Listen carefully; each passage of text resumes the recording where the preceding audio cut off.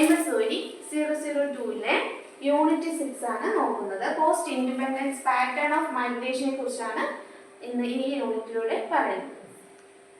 അതിന് ഇൻട്രൊഡക്ഷൻ ആയിട്ട് മൈഗ്രേഷൻ എങ്ങനെയാണ്, അല്ലെങ്കിൽ ഓരോ മനുഷ്യൻ്റെയും ജീവിതത്തിൽ അല്ലെങ്കിൽ ഓരോ വ്യക്തിയും മൈഗ്രേഷൻ അല്ലെങ്കിൽ പ്രവാസം കൊണ്ട് അല്ലെങ്കിൽ പ്രവാസ ജീവിതം അതായത് പ്രവാസ ജീവിതത്തിലേക്ക് കടക്കുന്ന വ്യക്തികളാണ് എന്നും അത് ജീവിതത്തിൻ്റെ ഒരു ഉപാധിയായി അല്ലെങ്കിൽ ഒരു മാർഗമായിട്ടാണ് തിരഞ്ഞെടുക്കുന്നത് എന്ന് പറയുന്നു. ഇന്ത്യയിലെ ചരിത്രപരമായിട്ടുള്ള തുടർച്ചയിൽ അതുപോലെ ഇന്ത്യയിൽ പ്രവാസത്തിൻ്റെ ചരിത്രപരമായിട്ടുള്ള തുടർച്ചയും ഉണ്ടായിട്ടുണ്ട് എന്ന് പറയുന്നു. അതുപോലെ ഓരോ കമ്മ്യൂണിറ്റിയൊക്കെ രൂപപ്പെടുത്തിയെടുക്കാനും ഇതിലൂടെ സാധിക്കുകയും ചെയ്തു. ആഗോള ഇന്ത്യൻ പ്രവാസി സമൂഹം, അതായത് വിദേശത്താണെങ്കിലും അവിടെ എങ്ങനെയൊക്കെയാണ് ഇന്ത്യയിലുള്ള വലിയൊരു ആഗോള സമൂഹം തന്നെ അല്ലെങ്കിൽ ആഗോള സംസ്കാരം തന്നെ രൂപപ്പെടുത്തിയെടുക്കാൻ സാധിക്കുകയുണ്ടായി എന്ന് പറയുന്നു. പ്രവാസ സമൂഹം രൂപപ്പെടുത്തിയെടുക്കാനും സാധിച്ചു എന്ന് പറയുന്നു. സാമ്പത്തികമായിട്ടാണെങ്കിൽ സാമൂഹികപരമായിട്ടും അതുപോലെ തന്നെയാണ് രാഷ്ട്രീയപരമായിട്ടുള്ള എക്കണോമിക്, സോഷ്യൽ, പൊളിറ്റിക്കൽ ഫാക്ടേഴ്സിനെയൊക്കെ അല്ലെങ്കിൽ ഫാക്ടേഴ്സൊക്കെ കൂടുതലായിട്ട് സാമൂഹികപരമായിട്ടുള്ള മാറ്റങ്ങൾ, രാഷ്ട്രീയപരമായിട്ടുള്ള മാറ്റങ്ങളൊക്കെ ഇവിടെ രൂപപ്പെടുത്തിയെടുക്കാനും ഇതിൻ്റെ സ്വാധീനം ചെലുത്താനും ഇതിലൂടെ സാധിക്കുന്നു എന്ന് പറയുന്നു.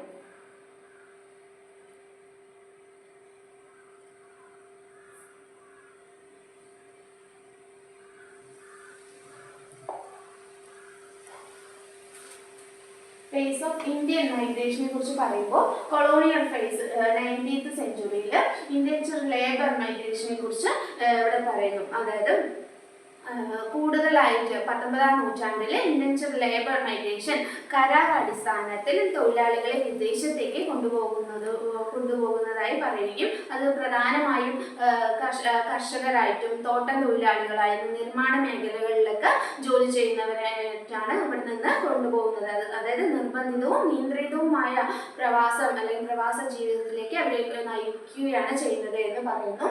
പോസ്റ്റ് കൊളോണിയൽ ഫേസ് 20th സെഞ്ച്വറിയിൽ ഇവിടെ പറയുമ്പോൾ വിദ്യാഭ്യാസം, തൊഴിൽ, അതായത് സ്കിൽ വോളണ്ടറി മൈഗ്രേഷൻ ആയിട്ടാണ് പറയുന്നത്. ഇവിടെ വിദ്യാഭ്യാസമാണെങ്കിലും തൊഴിലാണെങ്കിലും സാങ്കേതിക വിദ്യ, ആരോഗ്യ മേഖലകളിലൊക്കെ പ്രാവീണ്യമുള്ളവർ സ്വമേധയെ തന്നെ വിദേശത്തേക്ക് പോയി അവിടെ ജോലി ചെയ്യാൻ വേണ്ടി തയ്യാറാവുകയും ചെയ്യുന്നു. അത് അവരുടെ അവസരങ്ങളൊക്കെ സ്വയം തേടി അവർ തന്നെ സ്വയം തീരുമാനിച്ചുകൊണ്ട് പ്രവാസ ജീവിതം ഏറ്റെടുക്കുകയാണ് അല്ലെങ്കിൽ മുന്നോട്ട് നയിക്കുകയാണ് ചെയ്യുന്നത്. ഇവിടെ എന്താണ് ഫോഴ്സ്ഡ് മൈഗ്രേഷനെ കുറിച്ച് പറയുന്ന സമയത്ത് നിർബന്ധത്തിൽ അവരുടെ ഓരോ പ്രവർത്തനവും ചെയ്യുക അല്ലെങ്കിൽ പ്രവാസികൾ നിർബന്ധത്തിന് അവരുടെ അവസരങ്ങൾക്ക് അധിഷ്ഠിതമായ പ്രവാസത്തിലേക്ക് മാറുകയും ചെയ്യുന്നു എന്ന് പറയുന്നു. സാമ്പത്തികപരമായിട്ടാണെങ്കിലും സാമൂഹികപരമായിട്ടാണെങ്കിലും രാഷ്ട്രീയ സാഹചര്യങ്ങളിലൊക്കെ ഇത് മാറ്റത്തിന് ഒരു കാരണമായി മാറുകയും ചെയ്യുന്നു എന്ന് പറയുന്നു.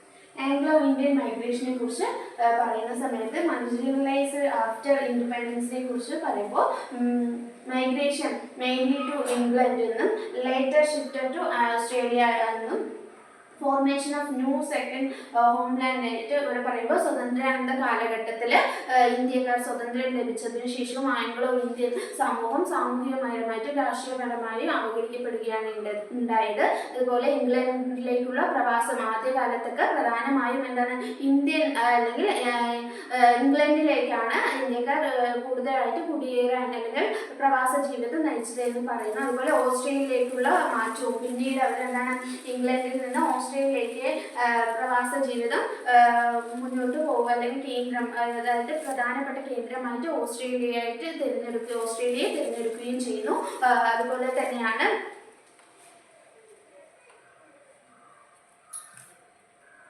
Migration of professional brain drain എന്ന് പറയുമ്പോൾ മൈഗ്രേഷനെ കുറിച്ച് പറയുമ്പോൾ ഡോക്ടർ, എഞ്ചിനീയർ, സയൻറ്റിസ്റ്റ് ഇവരെല്ലാവരും അവരുടെ കൂടുതലായിട്ട് ഡോക്ടർമാരാണെങ്കിൽ എഞ്ചിനീയർമാരാണെങ്കിൽ ശാസ്ത്രജ്ഞരൊക്കെ ഇന്ത്യയിൽ നിന്ന് പ്രൊഫഷണൽ അവരുടെ ജോലി സംബന്ധമായിട്ട് വിദേശത്തേക്ക് കുടിയേറുന്ന സാഹചര്യം ഉണ്ടായി എന്ന് പറയുന്നു.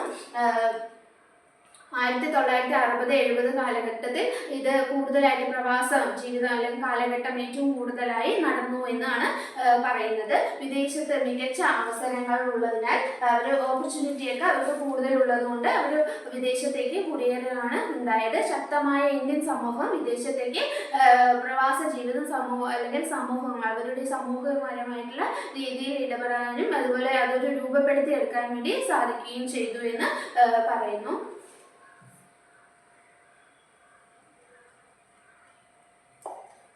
ലേബർ മൈഗ്രേഷൻ ടു വെസ്റ്റ് ഏഷ്യയെ കുറിച്ച് പറയുമ്പോൾ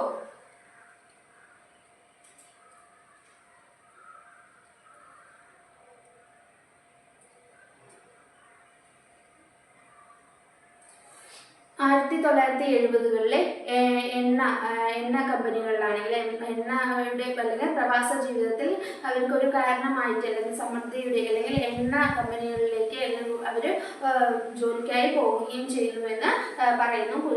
പുരുഷന്മാരുടെ പ്രവാസം എന്ന് പറയുമ്പോൾ പ്രധാനമായിട്ടും പുരുഷന്മാരാണ് തൊഴിൽ ആവശ്യത്തിനായി അതായത് കുടിയേറാൻ ഉണ്ടായ സാഹചര്യം പുരുഷന്മാരാണ് കൂടുതലായിട്ട് പോകുന്നത് എന്ന് പറയുന്നു. അവർ കരാറടിസ്ഥാനത്തിൽ പ്രവാസ ജീവിതം സ്വീകരിക്കുകയാണ് ചെയ്തത് എന്നും താൽക്കാലികമായി പോണവരുണ്ട്, സ്ഥിരമായി അവിടെ ജോലിക്ക് നിൽക്കുന്നവരുമുണ്ട്. കുടുംബ ബന്ധങ്ങളെയൊക്കെ പ്രവാസികൾ ഇന്ത്യയായി ശക്തമായ കുടുംബ ബന്ധങ്ങൾ തുടരുന്നു എന്ന് പറയുന്നു. അതായത് ഇവിടെ നിന്ന് മറ്റ് രാജ്യങ്ങളിലേക്ക് പോയാലും അവരുടെ സ്വന്തം രാജ്യത്തെയും കുടുംബത്തെയും ഒരുപോലെ നോക്കുകയാണ് ചെയ്യുന്നത് എന്ന് പറയുന്നു.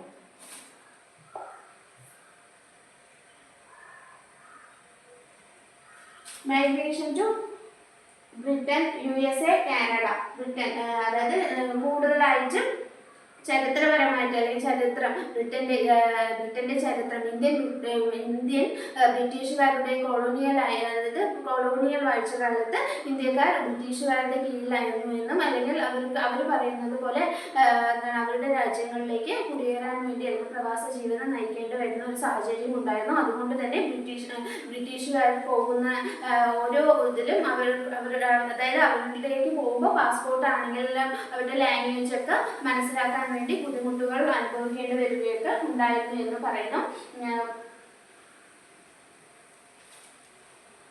USA പോലുള്ള രാജ്യങ്ങളിൽ ഇവിടെ കൂടുതലായിട്ട്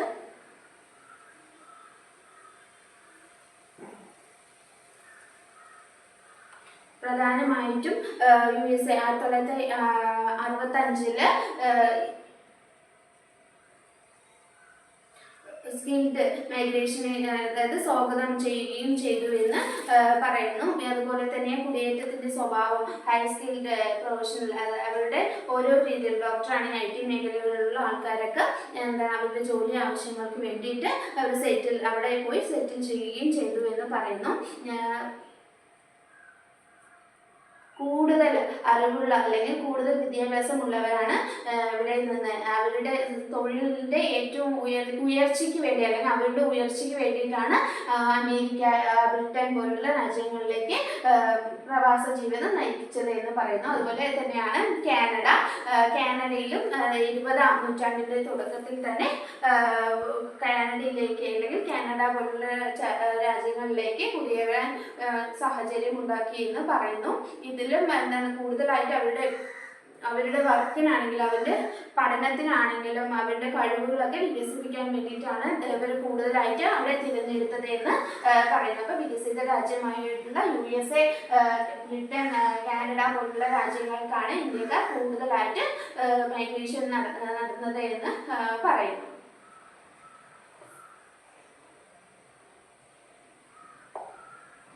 ഗവൺമെന്റ് പോളിസിയെ കുറിച്ച് പറയുന്ന സമയത്ത് ഇവിടെ എന്തൊക്കെ ആയിരിക്കും ഗവൺമെന്റ് പോളിസി? ആദ്യകാലത്തൊക്കെ പരിമിതമായ ഇടപെടൽ കാരണവും പ്രവാസി സമൂഹവുമായി സർക്കാർ ആദ്യകാലത്ത് പരിമിതമായിട്ടായിരുന്നു ഇടപെടാനുള്ള ഒരു സാഹചര്യം ഒരുക്കിയത് എന്ന് പറയുന്നു. അതുപോലെ തന്നെയാണ് ഇവിടെ ഇന്ത്യയിലാണെങ്കിലും മറ്റു രാജ്യങ്ങളിലെയും അവരൊരു പൗരത്വം സ്വീകരിക്കുകയും ചെയ്തു എന്ന് പറയുന്നത്. ഏത് രാജ്യത്താണ് പോണോ അവിടുത്തെ പൗരത്വവും ഇന്ത്യൻ രാജ്യത്തെ പൗരത്വവും സ്വീകരിക്കുകയും ചെയ്തു എന്ന് പറയുന്നു. അതിന്റെ വിഭവങ്ങളായിട്ട് തിരിക്കുന്ന സമയത്ത് NRI നോൺ റെസിഡന്റ് ഇന്ത്യൻസിനെ കുറിച്ച് പറയുന്നു. PIO പീപ്പിൾ ഓഫ് ഇന്ത്യൻ ഒറിജിനെ കുറിച്ച് ഇവിടെ പറയുന്ന സമയത്ത് ഇന്ത്യയിൽ നിന്ന് NRI, ഇന്ത്യയിൽ നിന്ന് വിദേശത്തേക്ക് താമസിക്കുന്നവരെയാണ് അല്ലെങ്കിൽ താമസിക്കുന്ന രീതി പറയുന്നു. PIO പീപ്പിൾ ഓഫ് ഇന്ത്യൻ ഒറിജിനെ പറയുന്ന സമയത്ത് ഇന്ത്യൻ വംശജനെയും അല്ലെങ്കിൽ വിദേശത്തിൽ സ്ഥിരമായി താമസം ഉറപ്പാക്കുകയും ചെയ്യുന്നവരെ കുറിച്ചും ഇവിടെ പറയുന്നു. 1990-കളിലെ പരിഷ്കാരങ്ങളൊക്കെ 1990-കളിലെ സർക്കാർ NRI നിക്ഷേപങ്ങളെ പ്രോത്സാഹിപ്പിക്കുന്നു എന്നും അത് പരിഷ്കാരങ്ങൾ നടപ്പിലാക്കാൻ ഒരു കാരണമായി മാറുകയും ചെയ്തു എന്ന് പറയുന്നു.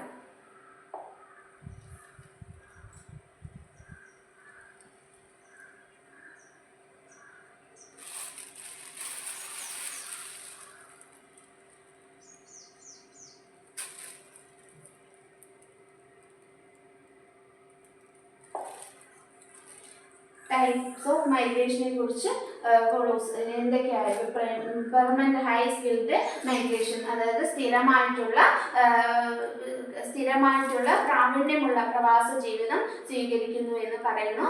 ഡോക്ടർമാരാണെങ്കിലും എഞ്ചിനീയർമാരാണെങ്കിലും അവരെ പോലുള്ള അതായത് തൊഴിലിനായി അവരെ സ്വീകരിക്കുന്ന അല്ലെങ്കിൽ പ്രവാസ ജീവിതമാണ് പ്രശസ്തമായിട്ട് അല്ലെങ്കിൽ അറിവ്. എഞ്ചിനീയർമാരാണെങ്കിൽ ശാസ്ത്രജ്ഞരും ഡോക്ടർമാരൊക്കെ പ്രവാസ ജീവിതം മറ്റു രാജ്യങ്ങളിലേക്ക് പോയി തൊഴിൽ ചെയ്യാനുള്ളൊരു പ്രവണത കൂടുതലായി വരികയും ചെയ്തു എന്ന് പറയുന്നു. അതുപോലെ ടെമ്പററി ഹൈ സ്കിൽഡ് മൈഗ്രേഷനെ കുറിച്ച് പറയുന്ന സമയത്ത് ഇവിടെ താൽക്കാലിക പ്രാവീണ്യമുള്ള പ്രവാസ ജീവിതം സ്വീകരിക്കുന്നു. താൽക്കാലികമായിട്ട് കുറച്ചു കാലത്തേക്ക് തൊഴിൽ ചെയ്യാൻ വേണ്ടിയിട്ട് മറ്റു രാജ്യങ്ങളിലേക്ക് പോകുന്ന രീതിയും ഉണ്ടായിരുന്നു എന്ന് പറയുന്നു. ടെമ്പററി ലോ സ്കിൽഡ് മൈഗ്രേഷനെ കുറിച്ച് പറയുന്ന സമയത്ത്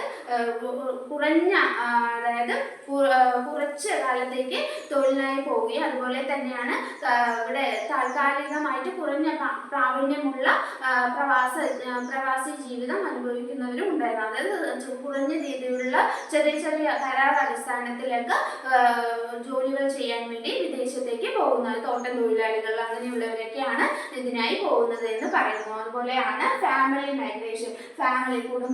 കുടുംബം മൊത്തം എന്താണ് മറ്റു രാജ്യങ്ങളിലേക്ക് കുടിയേറാനുള്ളൊരു സാഹചര്യം അല്ലെങ്കിൽ ഒന്നിപ്പിക്കുന്ന അല്ലെങ്കിൽ അവരെ ഒരുമിച്ച് ജീവിക്കാൻ വേണ്ടിയുള്ളൊരു സാഹചര്യം ഒരുക്കുകയും ചെയ്യുന്നു പറയുന്നു. അതുപോലെയാണ് സ്റ്റുഡൻറ് മൈഗ്രേഷൻ. വിദ്യാഭ്യാസ പ്രവാസം, വിദ്യാർത്ഥികളുടെ പ്രവാസമായിട്ട് പറയുന്ന സമയത്ത് സ്റ്റുഡൻസ് ഒക്കെ വിദ്യാർത്ഥികൾ എല്ലാം വിദേശത്തേക്ക് കുടിയേറുന്ന ഒരു സാഹചര്യം ഉണ്ടായിരുന്നു എന്ന് പറയുന്നു. അതുപോലെയാണ് ഇവിടെ നിയമാനുസൃതമായി നടക്കുന്ന പ്രവാസവും നിയമവിരുദ്ധമായി നടക്കുന്ന പ്രവാസവും ഉണ്ടായിരുന്നു. നിയമത്തിന് അനുസരിച്ച് നടക്കുന്ന പ്രവാസ ജീവിതവും ഉണ്ടായിരുന്നു. അതുപോലെ തന്നെയാണ് നിയമരഹിതമായി നടക്കുന്ന പ്രവാസ ജീവിതവും ഉണ്ടായിരുന്നു എന്ന് പറയുന്നു.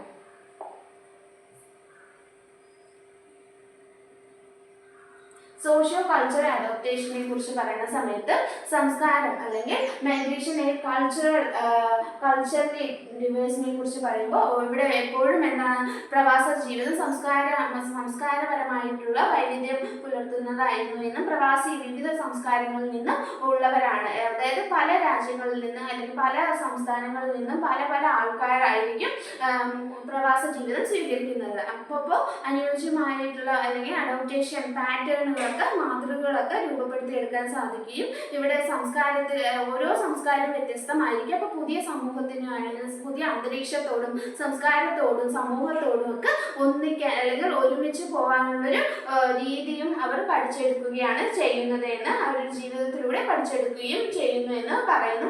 അതുപോലെ തന്നെയാണ് സംസ്കാരം നിലനിർത്താൻ അവരുടെ സ്വതന്ത്രമാണെങ്കിലും അവരുടെ സംസ്കാരമാണെങ്കിലും എല്ലാം നിലനിർത്താൻ വേണ്ടി സ്വന്തം സംസ്കാരത്തെയും ആചാരങ്ങളെയും എല്ലാം ഒരുപോലെ മുന്നോട്ട് കൊണ്ടുപോകാൻ വേണ്ടി അവർ ശ്രമിക്കുകയും ചെയ്യുന്നു. മിശ്രിത ഐഡന്റിറ്റി രൂപീകരണം, സ്വതന്ത്ര സംസ്കാരമാണെങ്കിൽ കൂടിയും പുതിയ സംസ്കാരവും ഇത് ഒപ്പം ചേർത്തിക്കൊണ്ട് അവരുടെ സംസ്കാരമാണെങ്കിലും അവർ പുതിയ തരത്തിലുള്ള രീതിയിലുള്ള പുതിയ രാജ്യത്തിലെ പുതിയ സംസ്കാരങ്ങളൊക്കെ അവർ ഒരുമിച്ച് നിലനിർത്തി കൊണ്ടുപോകാൻ വേണ്ടി ശ്രമിക്കുകയും ചെയ്യുന്നു എന്ന് പറയുന്നു. അതുപോലെ തന്നെയാണ് അതിൻ്റെ ഏറ്റവും വലിയ ബന്ധങ്ങൾ എവിടെയെല്ലാമാണ് നിലനിൽക്കുന്നത് എന്ന് പറഞ്ഞാൽ ഫാമിലിയിലാണെങ്കിലും മതത്തിലാണെങ്കിലും അതുപോലെയാണ്. അതായത് അവർ പലതരത്തിൽ പണം, അതായത് അവർ നേടുന്ന സമ്പാദ്യത്തിൻ്റെ പകുതി മറ്റു ഫാമിലികൾക്കാണെങ്കിലും അവർ ഫാമിലിയിലേക്കൊക്കെ അയക്കുന്ന സമയത്ത് അവരുടെ ബന്ധം എന്താണ് എപ്പോഴും നിലനിന്ന് പോകുന്ന അവസ്ഥ ഉണ്ടാവുന്നതെന്ന് പറയുന്നു. റോൾ ഓഫ് റിമിറ്റൻസ് ഓഫ് ഫാമിലി ഇമ്പാക്റ്റിനെ കുറിച്ച് പറയുമ്പോൾ ഇവിടെ കൂടുതലായിട്ടും ഫാമിലിക്ക് വിദേശത്തേക്ക് അല്ലെങ്കിൽ പ്രവാസ ജീവിതം നയിക്കുന്നവരെ എപ്പോഴും എന്താണ് പൈസ അവർ പൈസ കൂടുതലായിട്ട് കുടുംബങ്ങളിലേക്കും അല്ലെങ്കിൽ രാജ്യത്തിലേക്കും വിദേശ നാണയങ്ങളൊക്കെ രാജ്യത്തിലേക്ക് വരുമ്പോൾ അതൊരു എന്താണ് ഒരു അസറ്റായി മാറുകയാണ് ചെയ്യുന്നത്. അതുപോലെ പ്രാദേശിക സമ്പദ് വ്യവസ്ഥകളാണെങ്കിൽ അവിടെ പ്രാധാന്യം കൊടുക്കുകയാണ് ചെയ്യുന്നത്. കേരളം പോലുള്ള സംസ്ഥാനങ്ങളുടെ സമ്പദ് വ്യവസ്ഥയിൽ വലിയ സ്വാധീനമാണ് പ്രവാസി ജീവിതത്തിന്റെ അല്ലെങ്കിൽ പ്രവാസികളിൽ നിന്ന് ലഭിക്കുന്നത് എന്ന് പറയുന്നു. അപ്പോൾ ഇതിന്റെ ഫലമായിട്ട് ഇതിന്റെ ഏറ്റവും കൂടുതൽ ഫലമായിട്ട് എഫക്റ്റ് ആർക്കായിരിക്കും എന്ന് പറഞ്ഞു കഴിഞ്ഞാൽ ചെയ്യുന്നത് അതായത് കുടുംബങ്ങൾക്കും അതുപോലെ തന്നെയാണ് അവരുടെ ജീവിത നിലവാരം ഉയരാൻ വേണ്ടി ഏറ്റവും താഴ്ന്ന തട്ടിലുള്ളവർ അല്ലെങ്കിൽ അവരുടെ ജീവിത രീതി തന്നെ ഉയരാൻ വേണ്ടി കാരണമാവുകയാണ് ചെയ്യുന്നത് എന്ന് പറയുന്നു. പ്രവാസം കാരണം എന്താണ് കുടുംബങ്ങൾ വേർപിരിയുകയും സാമൂഹിക പ്രശ്നങ്ങൾ ഉണ്ടാവുകയും ചെയ്യുന്നു. അപ്പോൾ ഇതിന്റെ നല്ല വശമുണ്ട്, അതുപോലെ തന്നെയാണ് അതിന്റെ നെഗറ്റീവ് വശമുണ്ട്. സ്ത്രീകളാണെങ്കിൽ കുടുംബത്തിൽ അല്ലെങ്കിൽ സ്ത്രീകളുടെ പങ്ക് മാറുകയും അല്ലെങ്കിൽ കുടുംബത്തിൽ സ്ത്രീകൾക്ക് കൂടുതൽ ഉത്തരവാദിത്വങ്ങളും പുതിയ സാമൂഹ്യ സ്ഥാനങ്ങളും ലഭിക്കുകയാണ് ചെയ്യുന്നത്. പ്രവാസ ജീവിതത്തിലൂടെ സ്ത്രീകൾക്കാണെങ്കിലും മറ്റു ജോലി ചെയ്യുന്നവർക്കാണെങ്കിലും അതുപോലെ പൈസ അവരുടെ സമ്പാദ്യം അയക്കുന്ന മാറ്റങ്ങളും എല്ലാം ഇതിലൂടെ കാണിക്കുന്നു എന്ന് പറയുന്നു.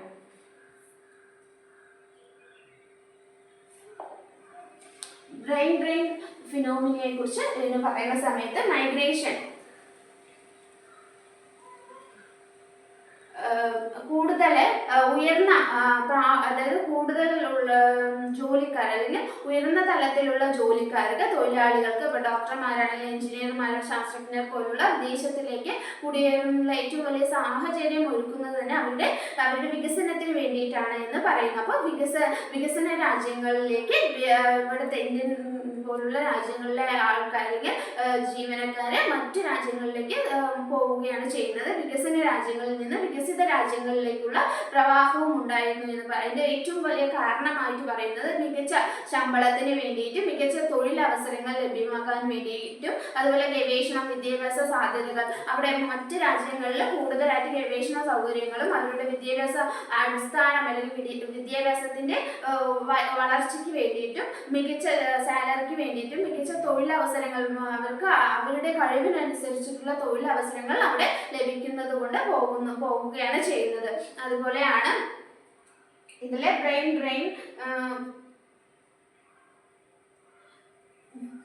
ഡ്രെയിൻ എന്ന് പറയുന്നത് ബുദ്ധിയുള്ള ഏറ്റവും നല്ല പ്രാവീണ്യമുള്ള ഏറ്റവും ബുദ്ധിയുള്ള ആൾക്കാർ അല്ലെങ്കിൽ ബുദ്ധിയുള്ളവർ വിദേശത്തേക്ക് പോകുന്ന രീതിയാണ് ഇവിടെ പറയുന്നത്. അതുപോലെ ബ്രെയിൻ ഗെയിൻ എന്ന് പറയുമ്പോൾ കൂടുതലായിട്ട് വിദേശത്തേക്ക് പഠിച്ച അവരുടെ പഠിച്ച പ്രവർത്തികളൊക്കെ നാട്ടിലേക്ക് അതായത് അവർ ചെയ്യുന്ന ഓരോ സംഭവങ്ങളും വിദേശത്തേക്ക് സംഭാവന ചെയ്യുകയും അത് നാട്ടിലേക്ക് അതിൻ്റെ ഒരു ഉപകാരം വിദേശത്തേക്ക് പഠിച്ചിട്ട് അത് പ്രവർത്തിച്ചവർ നാട്ടിലേക്ക് തിരിച്ചെത്തി സംഭാവന ചെയ്യുന്ന രീതിയാണ് പറയുന്നത് എന്ന് പറയുന്നു. അതുപോലെയാണ് ബ്രെയിൻ എക്സ്ചേഞ്ച് രാജ്യങ്ങൾ തമ്മിലുള്ള പ്രാവീണ്യമുള്ളവരുടെ പരസ്പര കൈമാറ്റം. അതായത് ഇന്ത്യയിലുള്ള ആൾക്കാരെ ഏറ്റവും നല്ല രീതിയിൽ പഠിച്ച ആൾക്കാർ അല്ലെങ്കിൽ നല്ല പ്രാവീണ്യമുള്ള ആൾക്കാരെ അങ്ങോട്ടും ഇങ്ങോട്ടും ഇപ്പോൾ എക്സാമ്പിളായിട്ട് അമേരിക്ക പോലുള്ള രാജ്യങ്ങളിലെ ആൾക്കാരെ ഇങ്ങോട്ട് ഇന്ത്യയിലേക്ക് പല കാരണങ്ങൾ കൊണ്ട്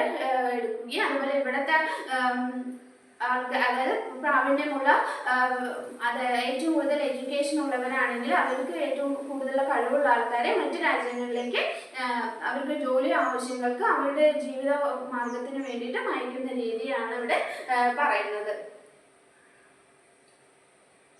ഇന്ത്യയിലെ ഇത് കൂടുതലായിട്ടും ഇവിടെ ഇന്ത്യയിലേക്ക് തിരിച്ചു വരുന്ന റിസീവ് മൈഗ്രേഷൻ വർദ്ധിച്ചു വരികയും ചെയ്യുന്നു. അപ്പോൾ ഇന്ത്യയിലേക്ക് ആദ്യകാലങ്ങളിലൊക്കെ വിദേശ രാജ്യത്തേക്ക് പോവുകയാണെങ്കിൽ പിന്നീട് എന്താണ് അതായത് അവർ തന്നെ റിസീവറായിട്ട് അല്ലെങ്കിൽ റിസീവ് ചെയ്യുകയാണ് ചെയ്യുന്നത്. പിന്നെയും തിരിച്ച് നാട്ടിലേക്ക് അല്ലെങ്കിൽ സ്വന്തം രാജ്യത്തിലേക്ക് തന്നെ വരുന്ന ഒരു അവസ്ഥയും ഉണ്ടാവുന്നു എന്ന് പറയുന്നു.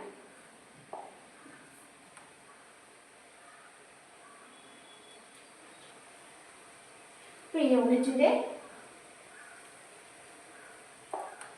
Conclusion, migration is increasing in scale and കമ്പൻസിറ്റിയെ കുറിച്ചാണ് ഇവിടെ പറയുന്ന സമയത്ത്. പ്രവാസത്തിന്റെ വ്യാപ്തിയും സങ്കീർണതയും വർദ്ധിപ്പിക്കുകയും പ്രവാസം ദിനം പ്രതി വ്യാപ്തി അല്ലെങ്കിൽ സങ്കീർണതയിലേക്ക് വർദ്ധിച്ചു വരികയും ചെയ്യുന്നു എന്ന് പറയുന്നു.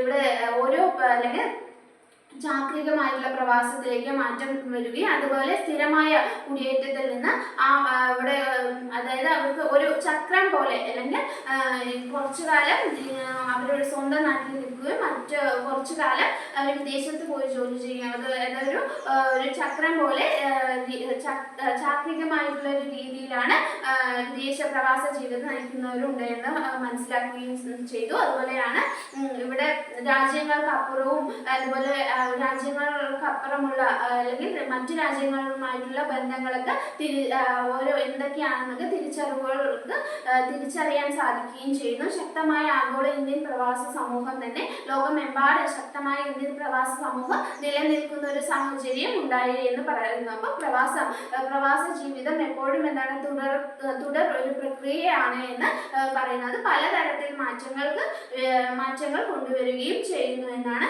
പറയുന്നത്. നിങ്ങൾക്ക് ഇതിന്റെ കൂടുതൽ ക്ലാസ്സുകൾ വേണമെങ്കിൽ വേറെ യൂണിറ്റിന്റെ എല്ലാം ക്ലാസ്സുകൾ വേണമെങ്കിൽ CBS MNE learning app download ചെയ്യുക. കൂടുതൽ അറിയുവാനായിട്ട് 7012461727 എന്ന നമ്പറിലേക്ക് കോൺടാക്ട് ചെയ്ത് കഴിഞ്ഞാൽ കൂടുതൽ വിവരങ്ങൾ നിങ്ങൾക്ക് ലഭ്യമാകുന്നു.